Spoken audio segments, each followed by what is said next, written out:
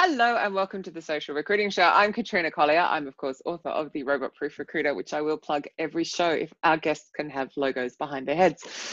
I'm, of course, joined by my gorgeous co-host, Glenn Martin, who is a talented talent acquisition professional, because his job title is longer than mine when I remember to say it all. And today we are super excited to be joined by Brian Cheney, who is a talented employer branding, talent brand alliance person. Welcome, Brian. I forgot talented. One.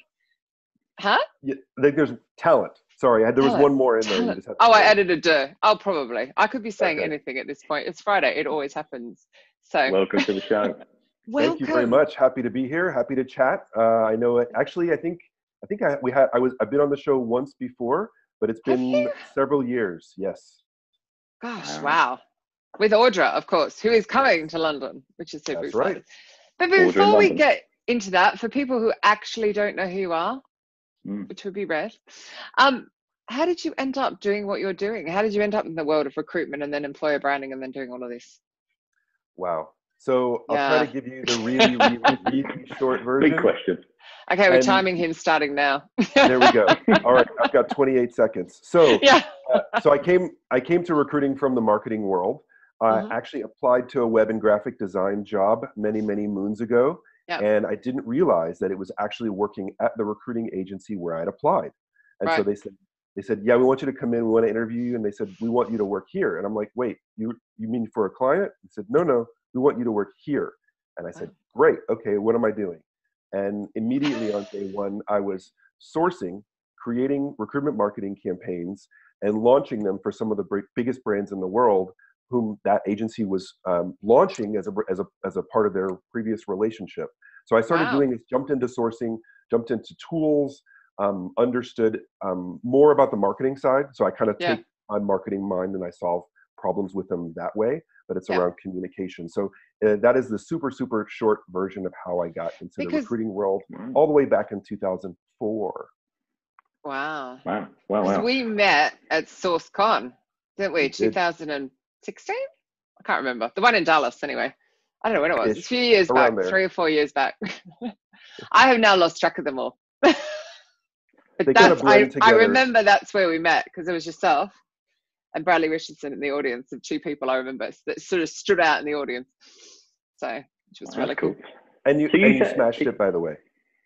Oh. I've smashed them better since, but that wasn't too bad for the first one. So Brian, do you think you were doing kind of recruitment marketing before recruitment marketing became a bit of a trend? So there's so many different conversations that we could have as the tangential point, but from a recruitment marketing standpoint, recruitment marketing is old as jobs are, and so understanding that, yes, it's been hot, a hot focus, but in addition to recruitment marketing, which I look as the short-term marketing to drive inbound, to drive application, employer brand is the longer term, right? It's the vision that drives the short-term messaging.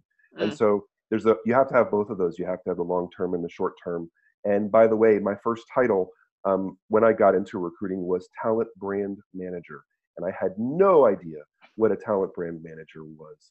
But it sounded great. It sounded great. I said, hey, it's got manager in the title. It says brand. I can explain to people there's a reason why talent is coming first. Yeah, wouldn't it be lovely if we just called it human brand? Anyway, moving on. It's another whole conversation, isn't it? It is. Yeah. It is indeed. Yeah, so it's probably in the employer branding that's the thing. Yeah, it's much newer, isn't it? It is. And it's also how you activate that, right? So it's not just we say we want to be this way, and so magically as a company we're that way. And we have these values and we have this culture and we have all these things, right? You put just posters up in the lobby and that's what happens, right? Everything changes by magic. Oh, absolutely. Yeah. So what you have to do is you have to start with a really good culture, with a really good environment. You have to have those that's the cake, right? You have to be able to have a really good cake in order to talk about it, in order to put the icing on it, to elevate it up and show it off.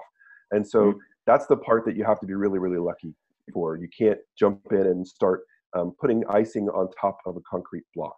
It doesn't work that way. So, I read a very funny, oh, sorry, Glenn, I've just interrupted you no, for go the for second it. time. I was putting together a presentation, so I was looking for reviews on Glassdoor, as you do. And I came across the funniest one that talked about that culture piece, though, because it was going on about the review says like, we've got a great culture, and it went on to say how crap it was to work there, but we've got a great culture is how it ended. And I was just like, and all these people were like, this is unhelpful. And I'm going, you don't think? Got it funny. Sorry, Glenn, go. That just made me laugh when I read it. Yeah. Well, I guess, well, first and foremost, you're on the show to talk to us about employer branding, Brian, which is a kind of key driver. But just to start off, define what employer branding is. Give us a one-liner that, in your opinion, what is employer branding? Because it gets so, it's like an interchange sort of term. So many people use it for so many different things. What is it from your experience? Yeah, so employer brand, there's employer brand, there's employer branding, which is the act of branding your company as a great employer. But your employer brand is your reputation of how people are treated before, during, and after they walk through your walls. And so that's to me, that's in a nutshell, that's the employer brand. And to your point, like the word culture has so many different meanings depending upon who you ask.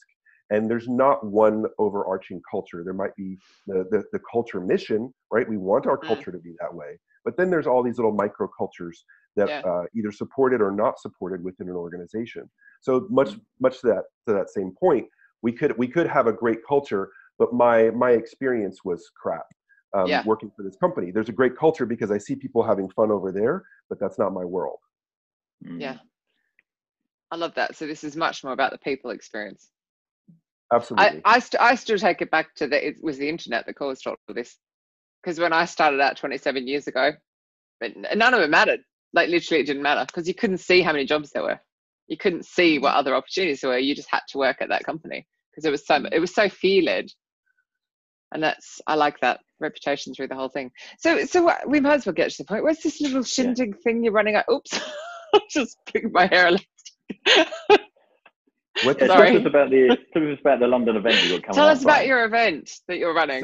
So the reason you'll be in London in 2 weeks' time. So excited to be in London again. The last time was almost a year ago, and we're coming back because we're producing our third Talent Brand Summit event. So the Talent Brand Alliance, just to take a half a step back, is a community of recruitment marketers and employer brand people. So HR marketers, recruitment marketers, even internal comms. You think about all the people that touch that experience that we talked about. And so there's this community of people that's approaching 1,000 people globally, and we're continuing to grow. And we've had 2 successful events in Texas, but we said we need to go.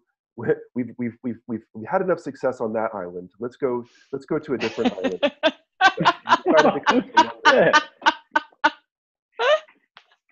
Go to London town. Texas, the island. Oh, brilliant! Love it. So, but this is not like other events. I was trying to get my head around it, but I couldn't because it's a bit self-run, isn't it?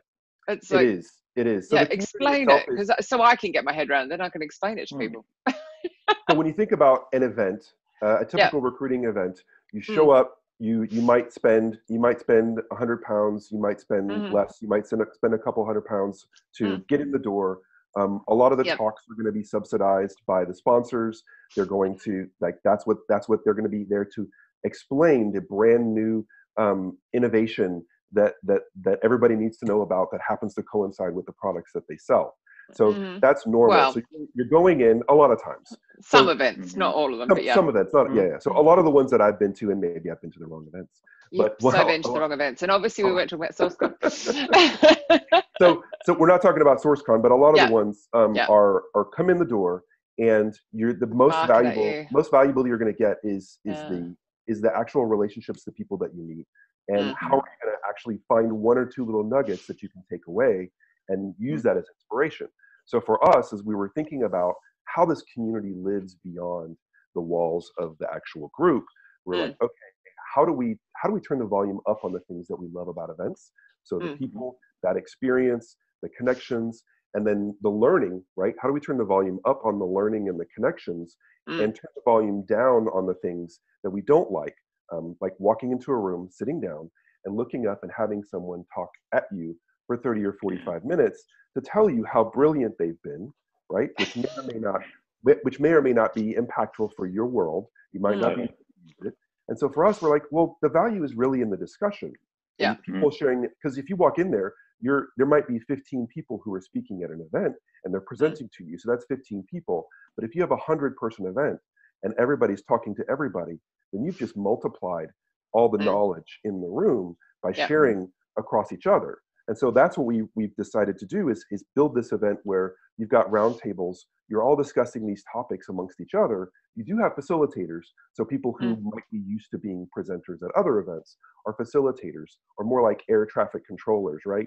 Directing people, go this way, go that way, asking questions, helping people have those conversations on their own. So that's the real value for an event like this, is you're actually learning from all the other people across the table from you that are actually matched to you by the challenges that you're facing and the people you want to meet. So we're like, okay, how do we engineer that a bit more? So that's how this event. So do they all say what they really are hoping to get out of it, and you match them to a table and people? That's right. So in the registration process, they say, I'm looking to learn from this kind of person. I'm looking to learn from someone in my industry. I'm looking to learn from someone at a company size that's facing the kind of challenges that I'm currently facing.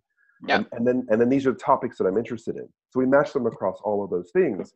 And what's funny is when you get them there and they don't realize, like, why am I sitting at this table? Why is it an assigned seat? I want to sit next to who? And then we explain it, and they're like, oh. And they look around and they're like, and then like the whole rest of the day, they're like, now I get it. Now I understand why I'm here. That's cool. And they get an introduction to those people ahead of the event. So not only do they have an idea of, like, these are the people who you're going to be sitting with on day one, but then you already know exactly what you've got in common. So it's a little bit of forced networking on day one. And then because we're all adults and we're learning and we're sharing and we're doing all these things on day one, day two, that you get to pick whomever you want to sit with, and just kind of hop around, think about the different topics. So that's what's different. That's quite good, because I've sat on round tables where I've been sitting there going, I'm not learning a thing, but I can't get up and move because it's like, you're really rude. Just bye. And particularly, I think, like you know, when you've got a bit of influence and you're a bit known, people really notice when you get up and move. So it's even more, you've got to stay glued in your seat. Like, I really want to move. I'm not learning anything. Yeah, it can be quite tough. So that's actually really good. Especially if you're a well-known author. I think people tend to notice more. Yeah, definitely. What kind of topics, Ryan? What kind of topics seem to be popular? You know, for this particular event in London. What topics seem to have kind of come up that you know, maybe form the core foundations for the 2 days? Yeah. So what we do is we actually lean on the group of the whole community itself to drive a lot of the topics. So we know that content is the bread and butter for all employer brand people. So content, channels, thinking about your advocates, how do you highlight your champions, thinking about how you can be creative on a budget.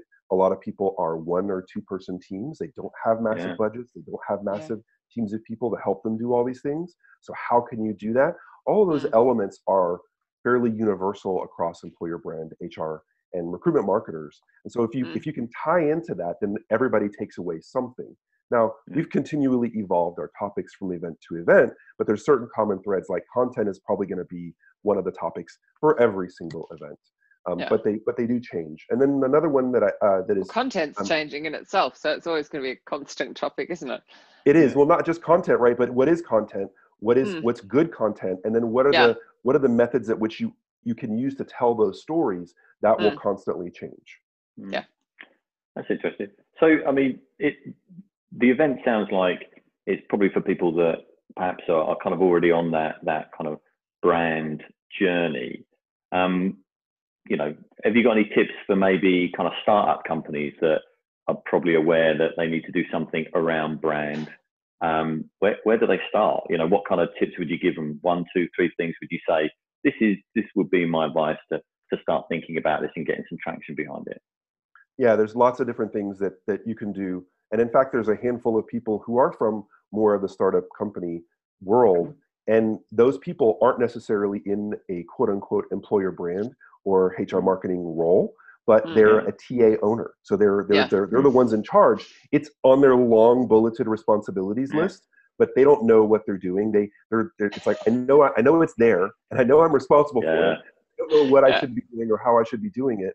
And so part of that is understanding, like, what is your actual culture? How can you talk about your culture? Because as a startup, your culture right now is not going to be your culture in 12 months.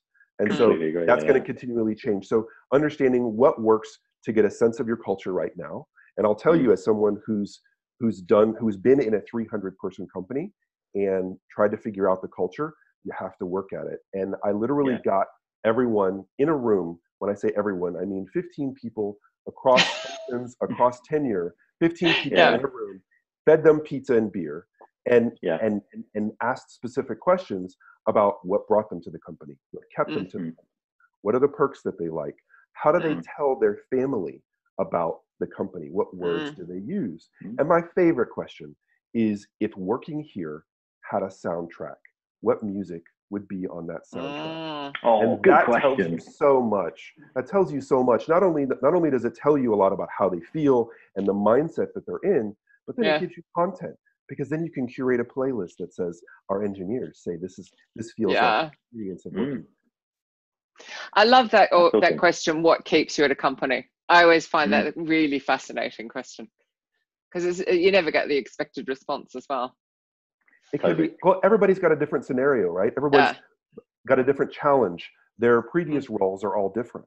So the thing that you really hated and you wanted to get away from in your last role is it might be something that's keeping you here because it's completely different.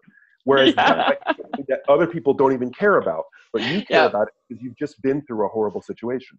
Yeah. Yeah. So it's all relative. Very true. Maybe on the flip of that, what happens when employer brand goes wrong? What kind of things have you seen? What kind of things have you seen that you've kind of gone, oh dear, what have they done? Glassdoor reviews. So many different things can go awry. Mentioning no names, of course. Yeah. Mention names. No names. No. Not mentioning names. So there are situations where there's a company that has hundreds of thousands of employees, and they're located in the U.S. and the CEO is the richest man in the world, and that's one example, and that's all I'm going to say about that. That's one example of how the culture could be misinterpreted. There are people within that company who are devotees of the culture, who love it, who breathe it, and then there are people who are on the complete opposite end of the spectrum because it's a different employment experience. They're not dealing with the same things. They have different challenges, different work days, different schedules. Those people, the people over here, they're on their feet 10 hours a day, and it's a completely different experience, a completely different company for them. And so you're going to have those different worlds, those different microcultures fighting each other inside your employer brand. And so that's one of the challenges, is understanding, how can I make that a better experience? Because that's the first thing that you should do as someone in employer brand, is how can I highlight this? How can I bring this to the attention of the leaders who are making these decisions, so that the change can actually happen itself?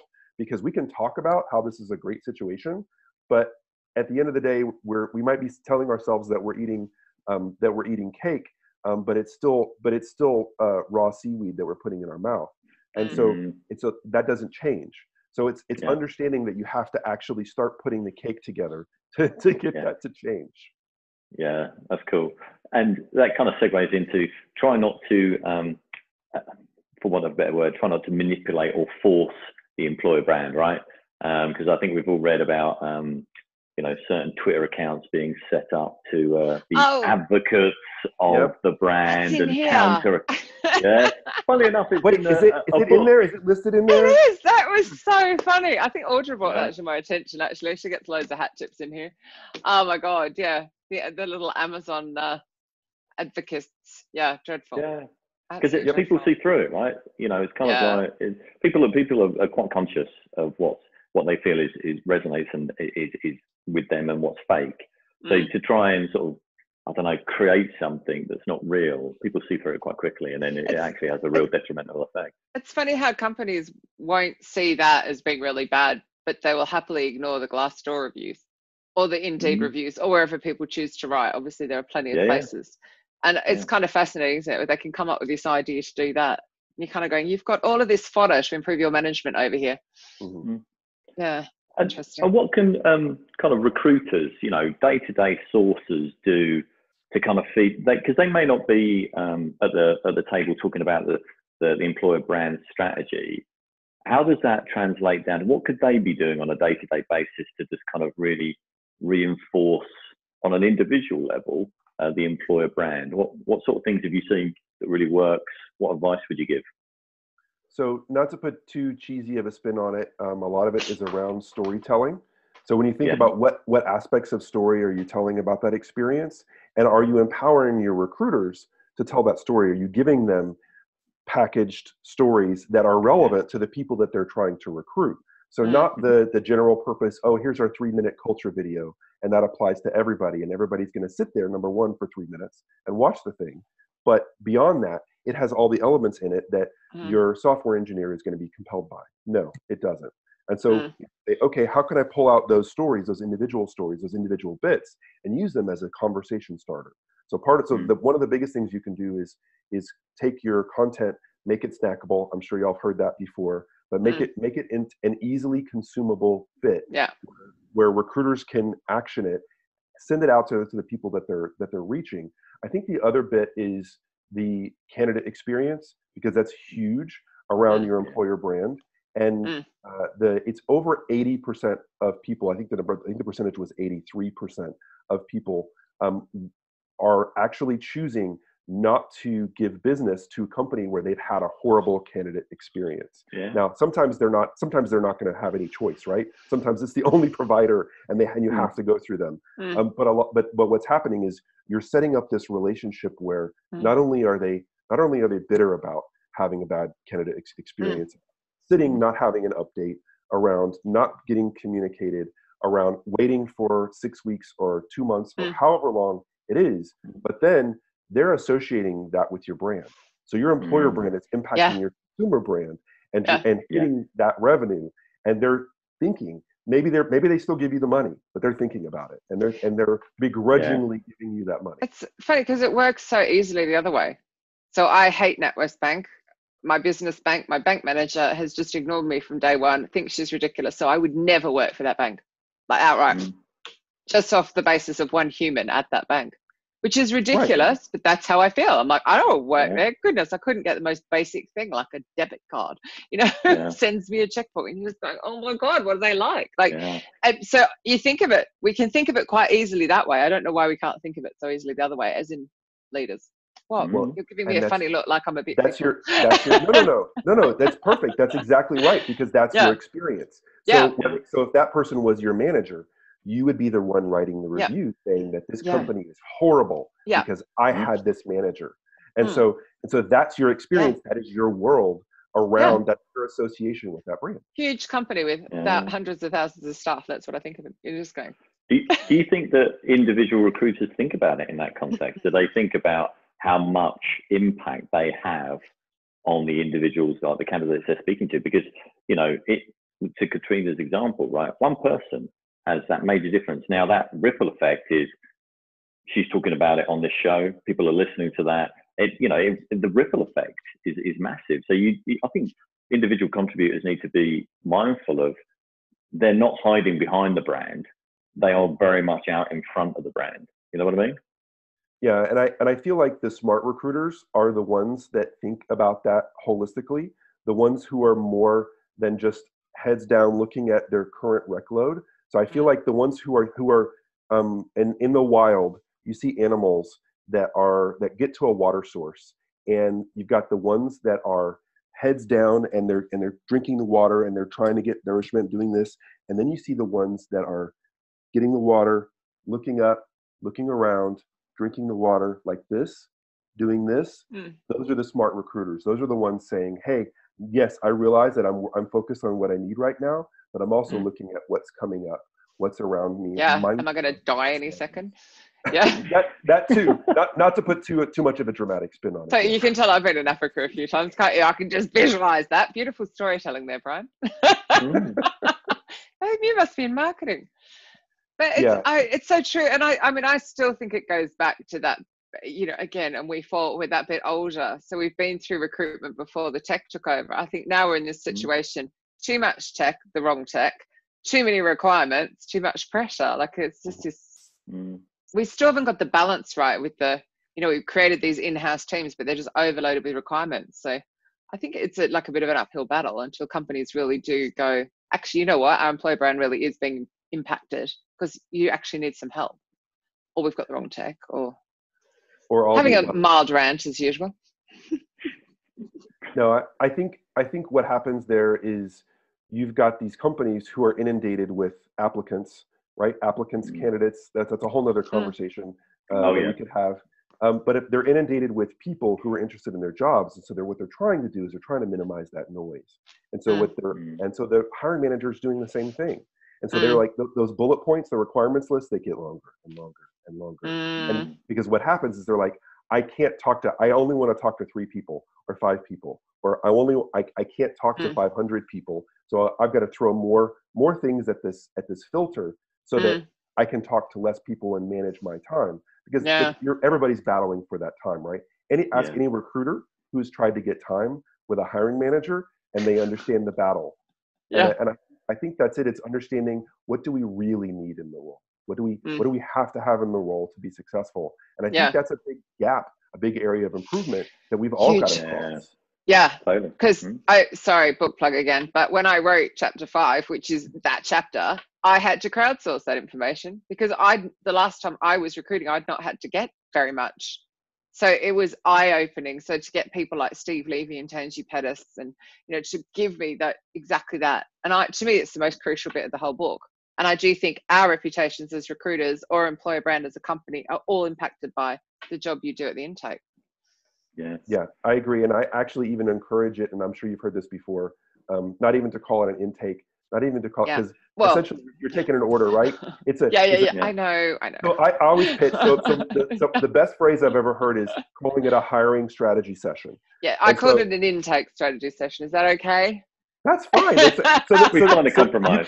You can call it whatever you want to. Just then. So hiring puts the hiring manager in the right mindset. Yeah. So we're not just recruiting for recruiting's sake. We're hiring. We're doing this so that we can hire someone. And then strategy. Oh, okay. So we're thinking big picture. We're not what's long term. And then hiring strategy session. So it's like, okay, we're doing this so that we can accomplish something together, not so that I can hand you an order and you can come back and bring me the things that I'm asking you for. So when I rewrite, I'll change that chapter. I'll go through and cross out the word. When you go through the reprint, then you can make a little edit. Yeah, we'll just give it a one-word edit. Have you, so on that subject of kind of automation and not wanting to go too far into the tech, but have you seen any kind of new tech that you think is kind of actually adding value to sort of managing, you know, that kind of employer brand? So it's not actually detracting and moving humans out of it. It's actually complementing the kind of human approach. Have you seen any new tech that you would kind of give us a shout out and a tip on? So not so much from a brand name, but there's a couple of companies that I'm looking at when you think about candidate experience. And the biggest leap in candidate experience is communication. And so if you know, okay, you've and this is a US reference, so forgive me. But I know that they're a global company. You've heard of Domino's big Pizza. Country over there to the west. Yeah. That way. So you've heard of Domino's Pizza. Actually, amazingly, it is that way. I actually pointed the correct way. You did, you but are I actually that way. Okay. It's north, south. Literally, I'm sitting north-south. That's amazing. Anyway, moving on. Sorry. But Domino's, of course, we know Domino's Pizza. Right? Yeah, they're global. They're all over. Yeah. But they have a pizza tracker, right? Yes. And so you have this tracker, so you know immediately once you've ordered it what steps are coming next. Yeah. And so taking that philosophy, not the whole philosophy, right? Because something like that is not going to happen within a matter of 45 minutes or an hour. Yeah. But when you look at that and you break it down and you can set those expectations, you know that those 5 steps are going to have to happen in order to get to the end. So you're like, okay, I don't know exactly how long each is going to happen, but I know I've progressed past the first and the second, and I'm in the third step. And the third step means this. So it's understanding that path. And even when there's no update, so let's say you're in the third step for 2 weeks, right? Heaven forbid. you're in the third step for 2 weeks. Yeah. That update of, hey, we're still working on things on our side. We don't have an update for you, but we wanted to let you know. We still know you're there, and we're thankful for your patience. No update is still an update. No update is still an update. So transparency, right? Yes. And take your, and speaking of transparency, this is a drinking game phrase on our podcast. Okay. So authenticity, I talk about transparency. it all the time. Yeah. So, but so it all is transparency. The internet has allowed people to look inside. I feel it's very sad they've ruined the authenticity word. It happens to be one of my highest values. I'm really annoyed they've ruined that word. But it's fine. I mean, we know what you mean. You would have heard me talk about it before on this, and I know Glenn's heard me say, like, I can stand there on the train station. It will tell me exactly where my train is. Why can't I know where my application is? Like, we are getting given more and more clarity and certainty. Is clarity an okay word, or is that you're gonna? We are getting more clarity and certainty all the time. All the time, these things are giving us that, and just general.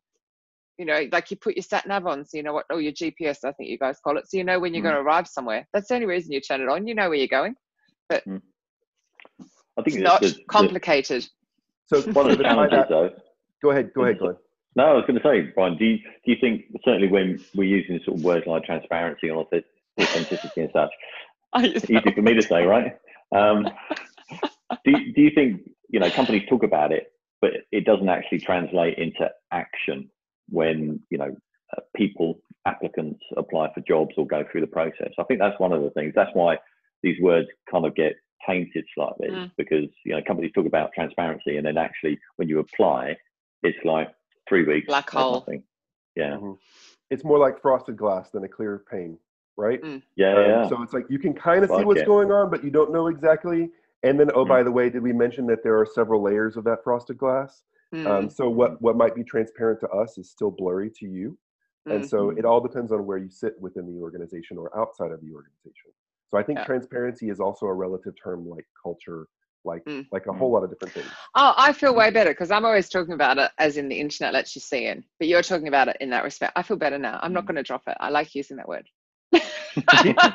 keep using it. I need an excuse to take a break. I'm thinking of how many topics have got that in it, where I'm forever saying you're recruiting in a transparent world, but I'm talking a different part. Yeah. So to tie that back to your question, Glenn, there's a couple of companies who are working on point solutions that actually you can plug into your recruiting process that increase the communication, that allow the candidates actually to control the level of communication that they get. So opting into those stage updates, opting into SMS updates to say, hey, it's been 48 hours. Here's where we are in the process. Here are the things that have happened. And if nothing's happened, then you're still going to get a ping that says, hey, we're still keeping you updated. As soon as there's something that's changed, you'll know about it.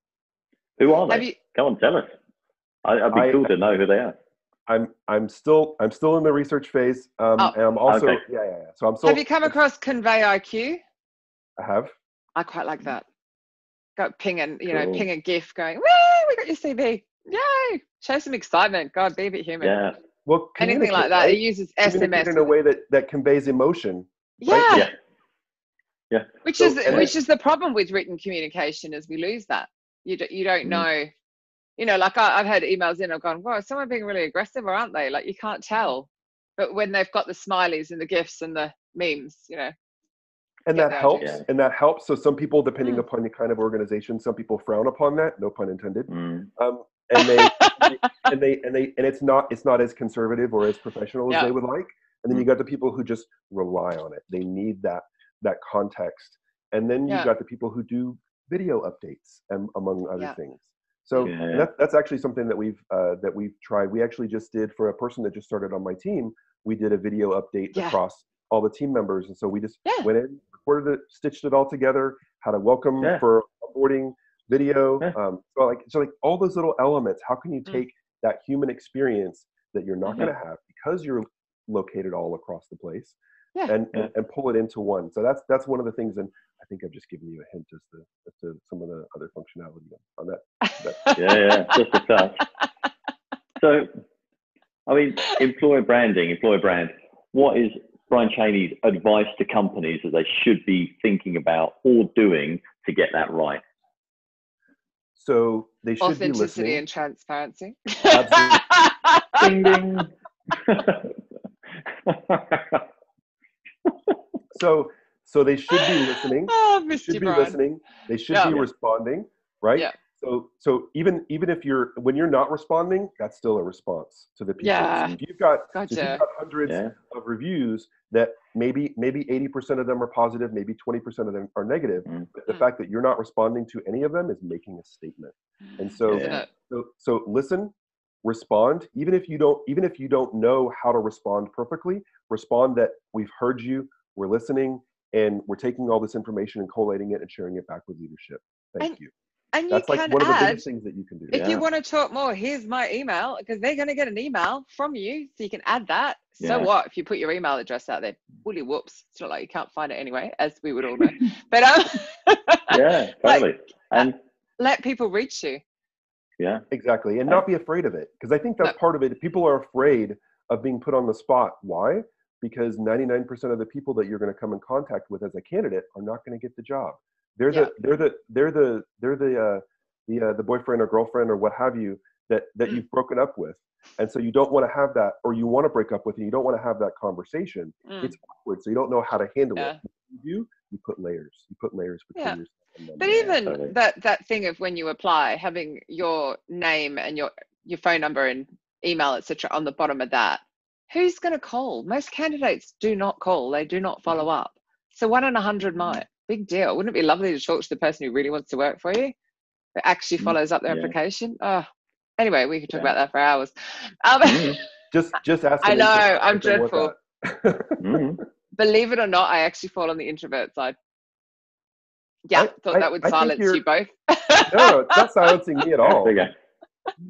So I'm what I consider an ambivert. So someone who can flip both ways. I'm just on. That sounded weird. So, but you get the idea. Yeah. Cool. I wasn't going to say anything. Yeah. No. I see.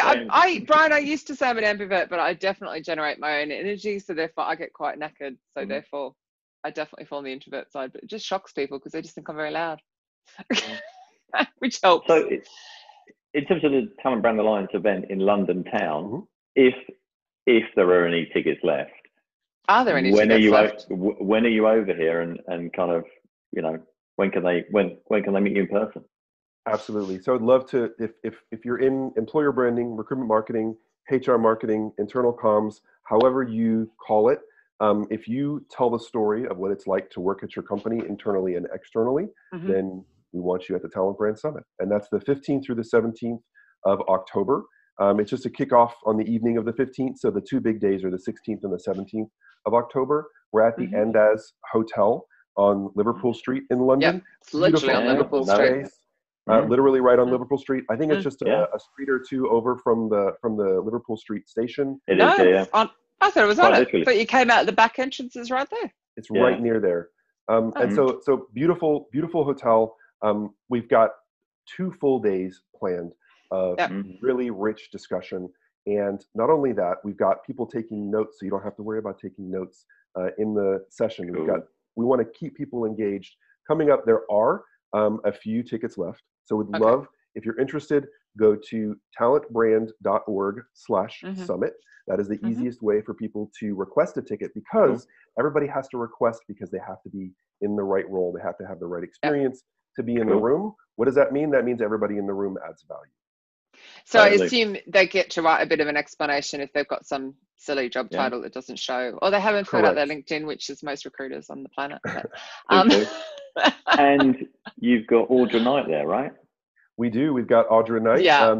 So she's actually been doing a bunch of interviews with our facilitators. She's going to be doing some of the emceeing at the event. We're going to be on our rotation. So super happy to have her there and have her as part of the board of Talent Brand Alliance.